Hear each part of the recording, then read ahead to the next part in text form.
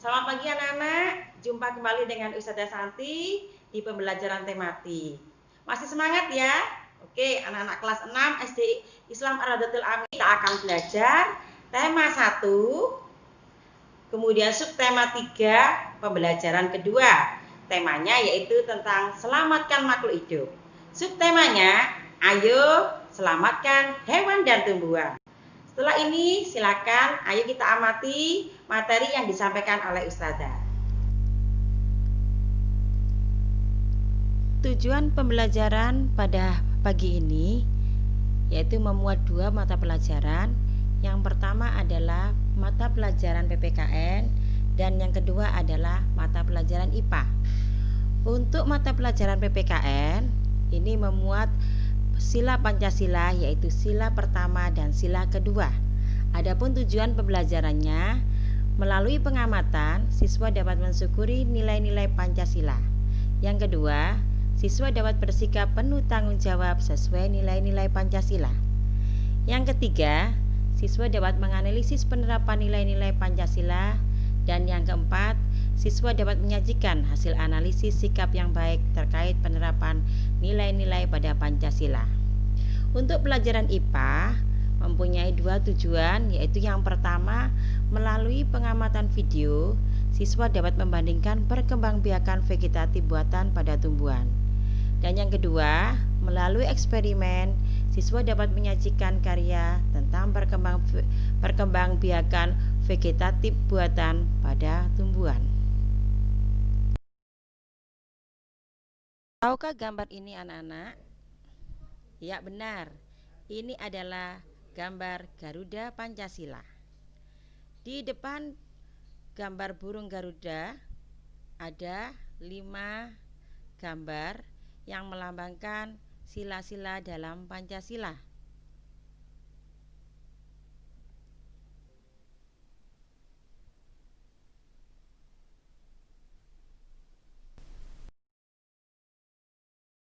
Sila yang pertama dilambangkan dengan gambar bintang.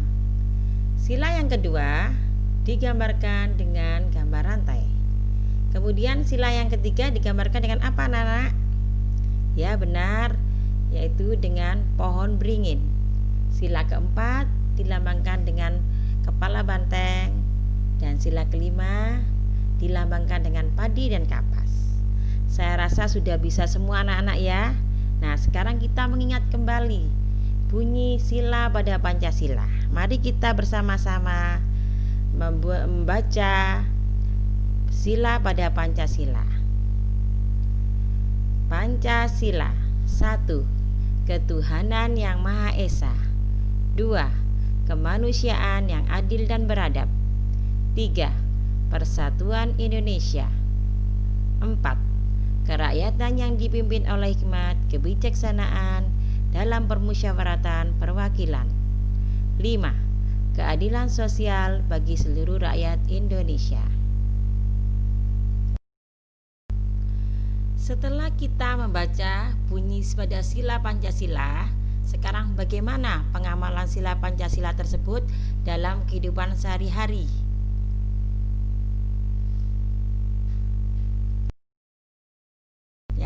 Coba kita berlatih dulu ya. Gambar di bawah ini termasuk sila yang keberapa?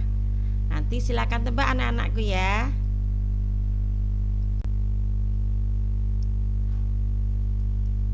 Ayo tebak gambar ini. Sila keberapa ya? Kira-kira termasuk pengamalan sila yang keberapa? Ya, kalau kita lihat gambar ini adalah gambar umat Kristen yang sedang beribadah. Gambar yang kedua, gambar apa? Ya benar, seorang anak yang sedang berdoa sebelum makan. Kira-kira masuk pengamalan sila yang keberapa? Ya benar, jawabannya adalah penerapan sila pertama yang dilambangkan dengan bintang.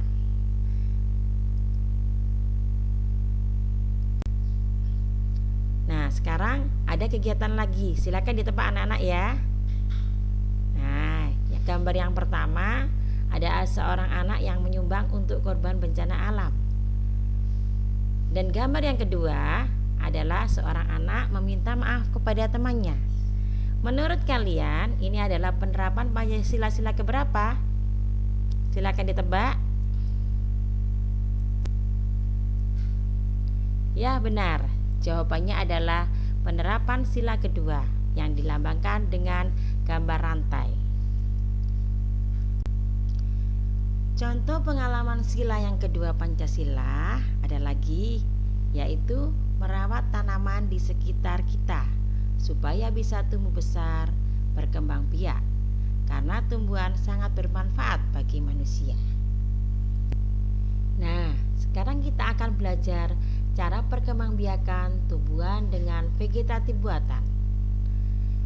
Perkembangbiakan dengan vegetatif buatan yaitu perkembangbiakan tanaman tanpa melalui bertemunya sel kelamin jantan dan betina. Perkembangbiakan ini dibantu oleh manusia. Nah, apakah kalian tahu gambar apa itu? Yups, itu adalah gambar cara perkembangbiakan singkong dengan cara stek.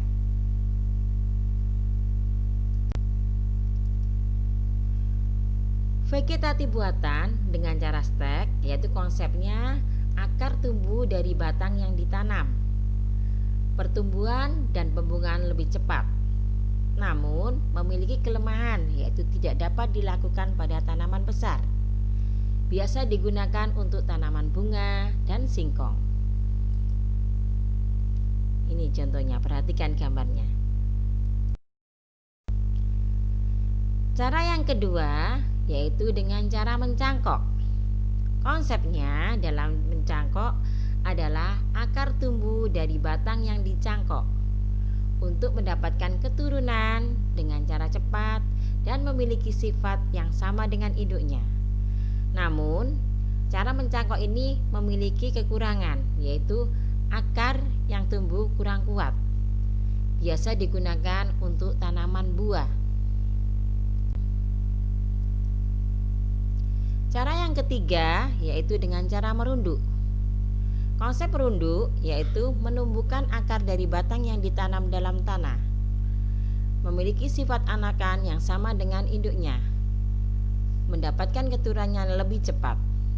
Kelemahannya tidak bisa dilakukan untuk tanaman yang besar. Biasa digunakan untuk tanaman dengan batang yang lentur, misalnya melati atau kangkung.